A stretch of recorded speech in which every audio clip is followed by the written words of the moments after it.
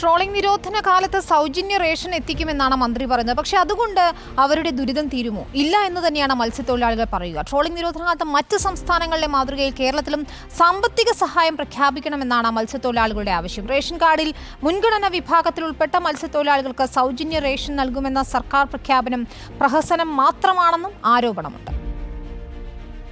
നാളെ അർദ്ധരാത്രി മുതൽ കേരള തീരത്ത് ട്രോളിംഗ് നിരോധനം ആരംഭിക്കുമ്പോൾ പതിനായിരക്കണക്കിന് മത്സ്യത്തൊഴിലാളികളും അവരുടെ കുടുംബാംഗങ്ങളുമാണ് വറുതിയിലേക്ക് നീങ്ങുന്നത്. മറ്റ് വരുമാന മാർഗങ്ങളൊന്നുമില്ലാത്ത 52 ദിവസമാണ് മുൻപിലുള്ളത്. മത്സ്യത്തൊഴിലാളികൾക്ക് പ്രത്യേക പാക്കേജ് തന്നെ അത് എല്ലാ വർഷവും നമ്മൾ ആവശ്യപ്പെടുന്നുണ്ട്. സാമ്പത്തികമായ പാക്കേജ് ട്രോൾ ബാൻ പീരീഡിൽ അവർക്ക് സാമ്പത്തികമായ സഹായം ലഭിക്കണം. തമിഴ്നാട്ടിലൊക്കെ ഒരു കുടുംബത്തിന് ഒരാൾക്ക് 5000 രൂപ വെച്ച് എല്ലാ വർഷവും കൊടുക്കുന്നുണ്ട്. അതുപോലെ ഇവിടെയും കൊടുക്കണമെന്നാണ് ഞങ്ങൾ ആവശ്യപ്പെടുന്നത്. പക്ഷേ ഇപ്പോൾ കൊടുക്കാൻ പോകുന്നത് സൗജന്യ റേഷനാണ്. ഈ സൗജന്യ റേഷൻ സംബന്ധിച്ച് പറയുകയാണെങ്കിൽ ഇവിടെ എല്ലാ കുടുംബവും 70% BPL റേഷൻ കാർഡാണ്. അവർക്ക് ഇഷ്ടമായ റേഷൻ അരിയും ഗോതമ്പും എല്ലാം കിട്ടുന്നുണ്ട്. അപ്പോൾ അതുകൊണ്ട് കാര്യമൊന്നുമില്ല. അപ്പോൾ അതുകൊണ്ട് സാമ്പത്തിക സഹായം കിട്ടിയെങ്കിൽ ഒരു കുടുംബത്തിൽ ഒരാൾക്കെങ്കിലും റേഷൻ കാർഡിൽ എത്ര ആളുണ്ട് ആൾക്ക് വെച്ചെല്ലാം സാമ്പത്തിക സഹായം കൊടുക്കണം എന്നാണ് ഞങ്ങൾക്ക് പറയാനുള്ളത്. നിരോധിത മാർഗത്തിലൂടെ മത്സ്യബന്ധനം നടത്തുന്നവർക്കെതിരെയും ചെറു മത്സ്യങ്ങളെ പിടിക്കുന്നവർക്കെതിരെയും കർശന നടപടിയെടുക്കണമെന്നും തൊഴിലാളികൾ പറയുന്നു.